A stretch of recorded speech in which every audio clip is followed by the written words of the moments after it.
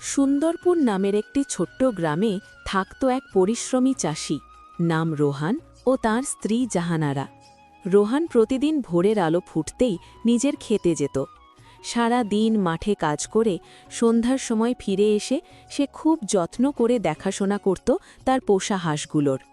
জাহানারাও হাঁসগুলোর খাবার দিত, পানি দিত। হাঁসগুলোই ছিল তাদের অল্প আয়ের একটা বড় ভরসা। গ্রামের পাশের জঙ্গলে বাস করত এক চালাক শিয়াল।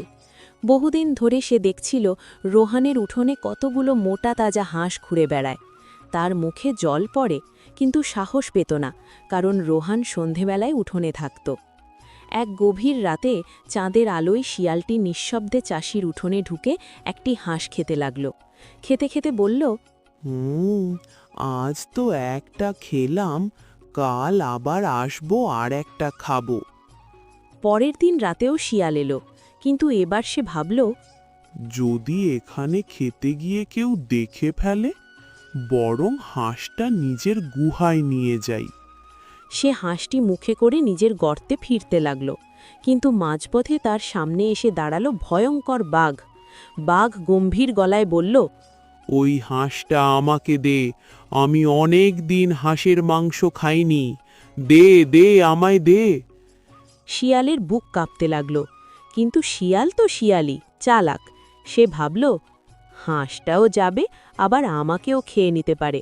তাই কোনো কথা না বলে জোরে ছুট দিল পাশের ঝোপের দিকে। এই কোথায় যাচ্ছিস? দাঁড়া বলছি, দাঁড়া, না হলে তোকে আজ চিবিয়ে খেয়ে নেব। বাঘ কিছুক্ষণ পেছনে দৌড়ালো, কিন্তু শিয়ালকে আর ধরতে পারল না।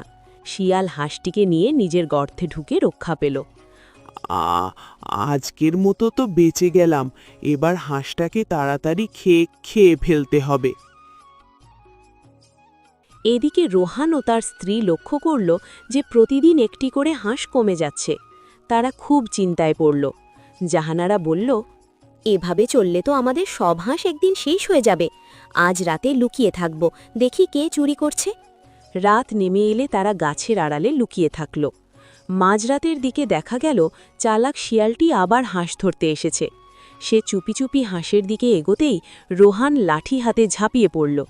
এই দুষ্টু শিয়াল, আমার হাঁস চুরি করিস? বলে রোহান তাকে এক লাঠি মারল। ছেড়ে দাও, আমায় ছেড়ে দাও, না হলে মরেই যাব, মাজাটা ভেঙে গেল আমার। জাহানারা কঠিন গলায় বলল, আজ তোকে মেরে ফেলতাম, কিন্তু একবার সুযোগ দিচ্ছি, যদি বাঁচতে চাস তাহলে এই গ্রাম ছেড়ে চলে যা। ভয়ে কাঁপতে কাঁপতে শিয়াল উঠে দাঁড়াল। সে আর কিছু বলল না, দৌড়ে দূরের জঙ্গলের দিকে পালিয়ে গেল। আর কখনো সে গ্রামে ফিরে এলো না।